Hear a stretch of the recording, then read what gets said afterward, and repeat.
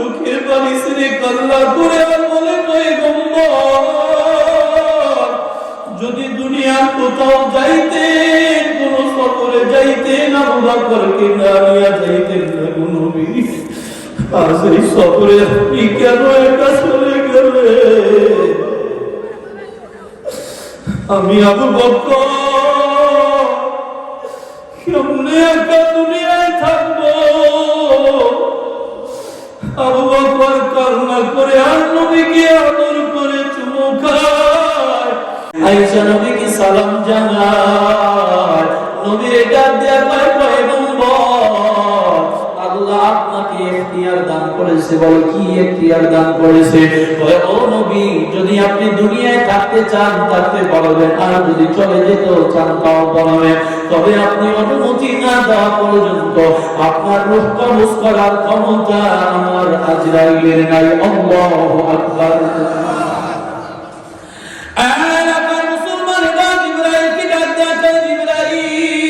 এতদিন আমি দুনিয়ায় ছিলাম, আমার উম্মতের দেখাশোনার দায়িত্ব আমার ছিল, আমি দেখেছি আমি নবী চলে যাব, বলো আমার উম্মতের দেখাশোনা কে করবে? আল্লাহ দেখায় হাবিব, চিন্তা করবেন না, আপনি আমার দিদারে চলে আসবেন, আপনার উম্মতের দেখাশোনার দায়িত্ব আমি আল্লাহ নিয়ে নিলাম। এবার আল্লাহ নবী ডাক দেয়া কয় জিবরাইল, তুমি তো আল্লাহর কাছাকাছি থাকো, আল্লাহর আব্দা বুঝো, আসার সময় আল্লাহকে কেমন দেখে আসলে একটু বলো। আল্লাহ নবীর জবাবে জিবরাইল ডাক দেয়া কয় পয়গম্বর, বন্ধু যখন বন্ধুকে ফোন করে টেলিফোন করে জানায়, ও বন্ধু আমি অমুক দিন তোমার বাড়িতে আসবো, তোমার সাথে খানা খাইবো, তোমার সাথে ঘুরবো, তোমার সাথে আড্ডা দিব, তোমার সাথে আমি আনন্দ করবো, ওই বন্ধুর দিলের মধ্যে যেমন কেমন অপেক্ষার সময় শেষ হয় না, কখন বন্ধু আসবে, বন্ধুর সাথে সময় কাটাবে। আল্লাহ নবী ডাক দিয়া কয় জিবরাইল সরাসরি বলো আমার আল্লাহ কি হালাল? জিবরাইল ডাক দিয়া কয় পয়গম্বর, আমি তো আল্লাহর কাছাকাছি থাকি, আল্লাহ আল্লাহ বুঝি, আমি আল্লাহকে এতটা আগ্রহ নিয়ে, অনেক আগ্রহ নিয়ে থাকতে আর কোনোদিন দেখি নাই। কেমন যেন আপনার দিদারের অপেক্ষা আমার আল্লাহ তাআলা অপেক্ষমান হয়ে আছে।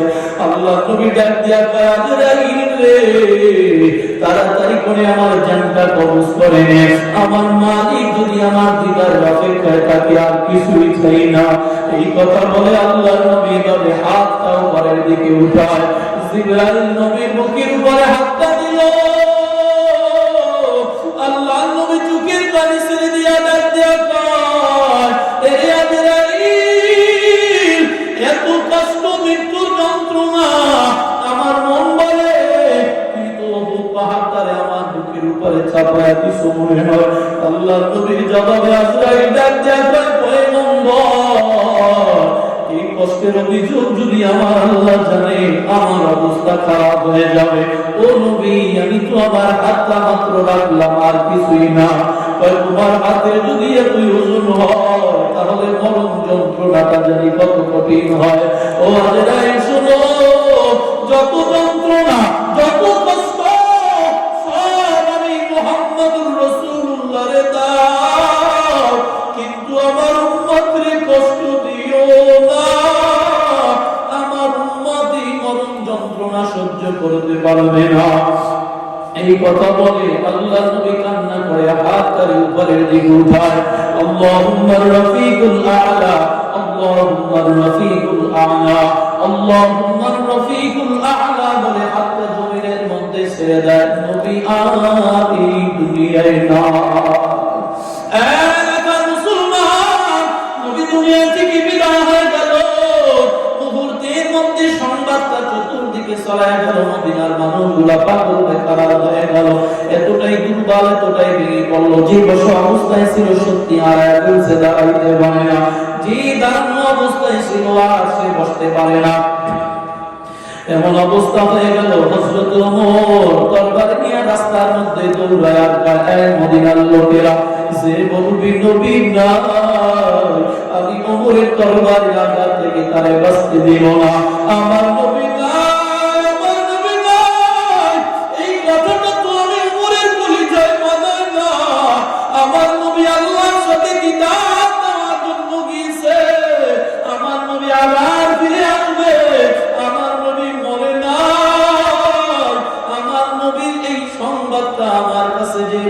ঘাটটারে আমি ঘাটটারে আলাদা করে দিব। হযরতে আবু বকর নবীর কাছে নাই, আবু বকর নবীর সুস্থতার ভাব দেখে নিজের বাড়িতে চলে গেলেন। আবু বকর শুনতে পাইল নবী নাই।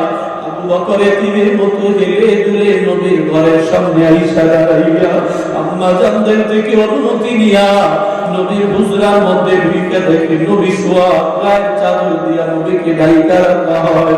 আল্লাহর নবীর সাহাবী আবু বকর আল্লাহর নবীর চেহারাটার সামনে বসে যায়, মুখের দিকে চাদরটারে সরায়। আল্লাহর নবীর সাহাবী আবু বকর নবীর মুখটারে পরিষ্কার করিয়া কপালের মধ্যে চুমু দেয়, চোখের পানি ছেড়ে কান্না করে আর বলে, পয়গম্বর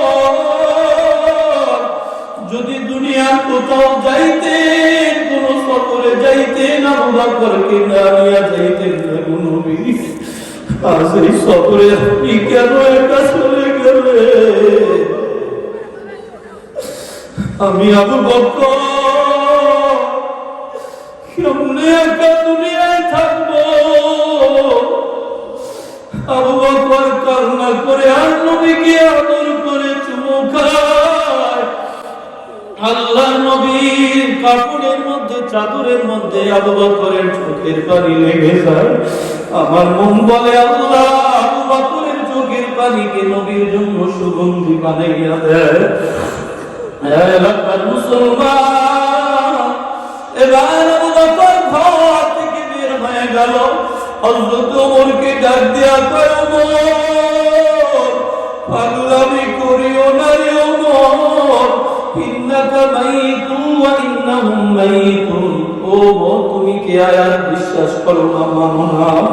আল্লাহর নবী দুনিয়ায় নাই। হে ওমর তুমি পাগলামি করিও না।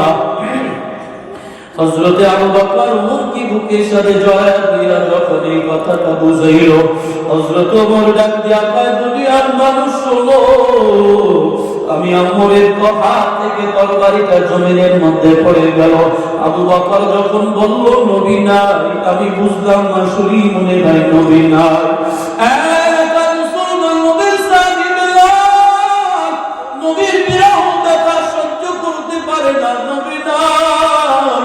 ওই বেলাল নিজে গাটুরি গুছায়।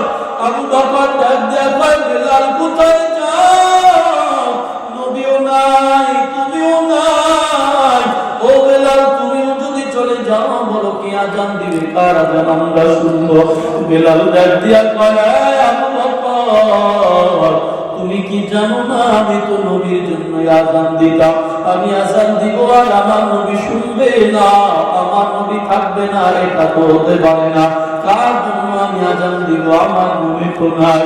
এই কথা বলে বিলাল গাটুরি গুছাইয়া চলে যায়, দূরে বহু দূরে চলে যায়।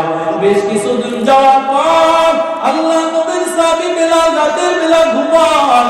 এই ঘুমের মধ্যে স্বপ্ন দেখে নবী ডেকে ডেকে বলে, রে বিলাল এই দুনিয়ার কানাসে কত মানুষ, দূর দূরান্ত থেকে কত মানুষ আমার রওজার সামনে এসে আমার নবীকে সালাম জানায়। ও বিলাল তোমার কি মনে চায় না আমি নবীর রওজার পাশে একটা বার দাঁড়াইতে? আমার জন্য কি তোমার মায়া নাই? হযরত বিলাল যখন ঘুমের মধ্যে স্বপ্ন দেখলে হঠাৎ করে ঘুম ভেঙে গেল। বিলাল আর সহ্য করতে পারল না, আবার গাটুরি গুছাইয়া দামেস্ক থেকে রওনা করলো সেই নবীর দিকে, নবীর রওজা মদিনার দিকে। হযরত বিলাল আমার যখন সেখান থেকে মদিনায় এসে হাজির হলো, এলাকার যুবক নবীর প্রেম কেমন ছিল জানো? ওই বেলালের আগমন দেখে ছোট ছোট বাচ্চারাও পর্যন্ত কান্না করে আর বলতে লাগলো, রে মা তাকাইয়া দেখো নবীজির বেলাল বহুদিন পরে মদিনায় আগমন করেছে। মা ও মা, বেলাল যদি নবীতে আজান দেয় আমাদের মন বলে নবীও মনে হয় মদিনা আবার ফিরে আসবে। সমস্ত মানুষগুলো ঘর থেকে বের হয়ে গেল বেলালকে দেখার জন্য।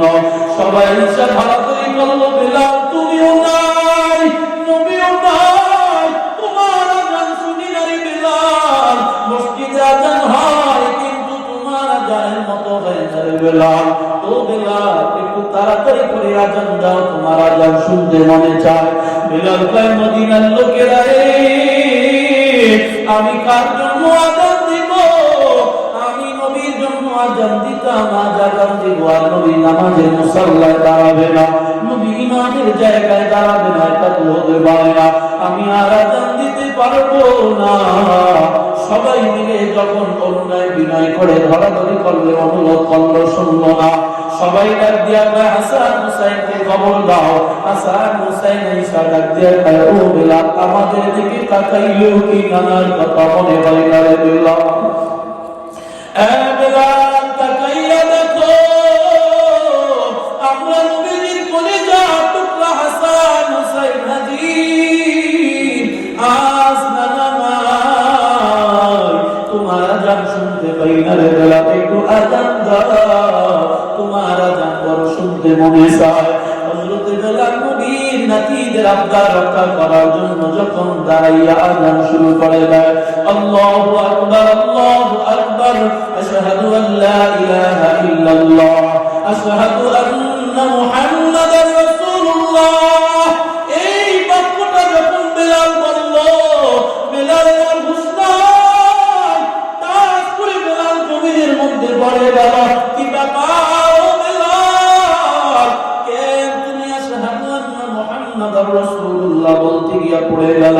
বেলালকে যখন হুঁশিয়া না হলো, জিজ্ঞেস করা হলো, ও বেলাল, কেন এমন অবস্থাটা হলো এই মুহূর্তে বলো। আল্লাহ নবীর সাহাবী বেলাল ডাক দিয়ে কয়, মদিনার লোকেরা শোনো, আমি আযান যখন দিতাম, আশহাদু আন্না মুহাম্মাদার রাসূলুল্লাহ বলে ঘাটটা যখন ডান দিকে ফিরাইতাম, আমি তাকায় দেখতাম আমার নবী মিম্বরে বসে বসে আমার দিকে তাকায় থাকতো। আমি বেলালের আজানটারে শুনতো রে। আমি আজ যখন তাকাইলাম দেখি নবী নাই, আমি বেলাল আর সহ্য করতে পারি নাই। ওই বেলাল আবার রওজার পাশে দাঁড়াইয়া রওজাটারে শক্ত করে ধরে ডাক দেয়া কয়, পয়গম্বর, যেই মদিনায় তুমি নাই, ওই মদিনায় কেন আবার তোমার বেলাল ফিরায় আনলো নবী? আমি তো তোমার বিরহ দেখা সহ্য করতে পারি না। যেখানে যাই তোমাকে নাই, তোমাকে পাই না, তোমার শূন্যতায় আমি রক্ষেছি। রে আল্লাহ বান্দা, ওই নবী ডাক দিয়া কয়, ও আল্লাহ, তাড়াতাড়ি করে বিচার করো।